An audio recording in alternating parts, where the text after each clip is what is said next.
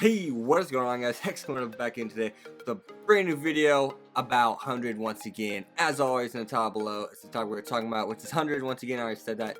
Now, let's start into this episode. This episode is basically everything you'd want in an episode. Simply, it raised questions that made you want them answered immediately, and then they answered all of them right then and there. They didn't drag it on, but they answered them all right then and there. So basically, we start off this episode learning that savages have different classes. So this is really cool, and I'm glad they went this direction. It's a direction we've seen in a lot of different shows. I mean, anything Bleach, Naruto. I mean, literally, like a lot of different animes. You see different classes. Now, this class is called a Trinta, and these Trinta, it's really weird how their power was, the power scale right now, because it's like they're all Trintas, but one Trinta is like way stronger than others. So I guess, and they also call them unknown because their abilities are unknown. So I guess it kind of makes sense in the end, simply because if it's supposed to be unknown to begin with, one could be stronger than the other.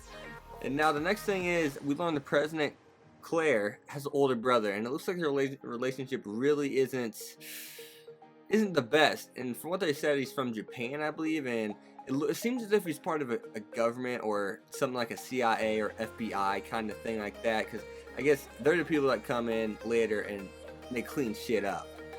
Basically, it's the way it look like that's the way they're basically putting that. Now, at the very beginning of this anime, we see that Hayato gets attacked by a savage, and there's a girl that like looks like she's dead. I mean, I was wondering if that was Emilia, and it in fact does end up being Emily.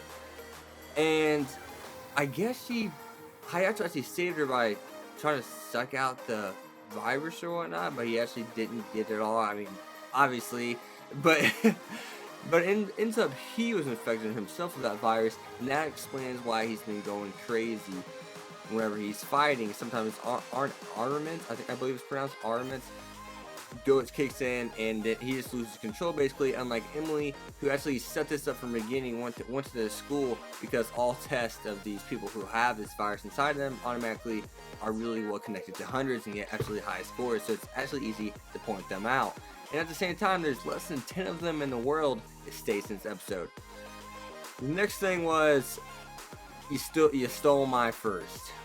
Why do you keep stealing my first? I was kind of upset with Clary because she's a little bitch, but nicely.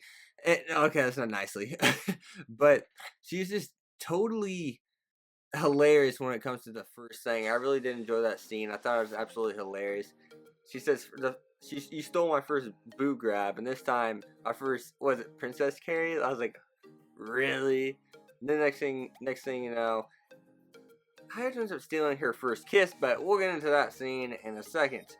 Now, to deactivate this virus, it just so happens that you have to kiss someone with the virus has to kiss the other person in order to inactivate the other person's virus.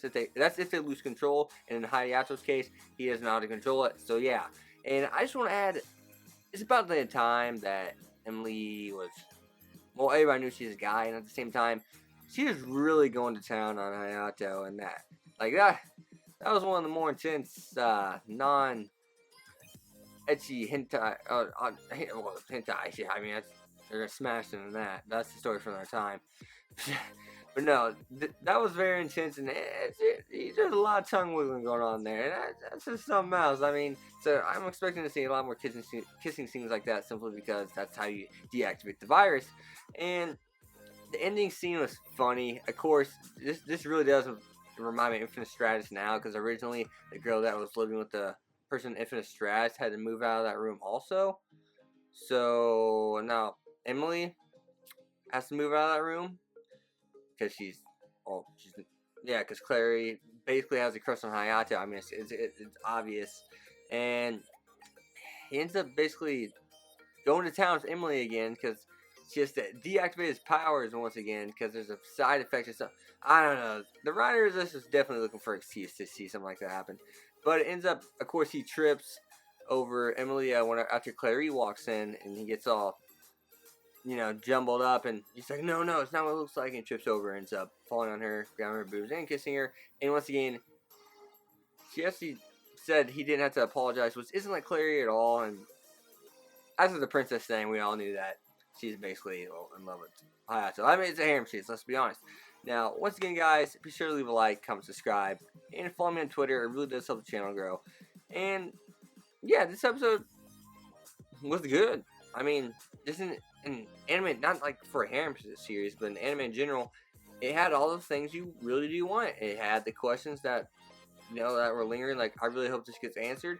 And the only question that didn't get answered actually was Clary's brother thing, and how Emily truly did survive. Though there had to be more to it than that. Like, what the hell? I'm really hoping that this all does get explained, and I'm wondering if there's more to the story because Hayato technically lost his memories. So and he started remembering a little bit, and that's how he found out Emilia was Emilia. As always, guys, hope you guys enjoyed the video.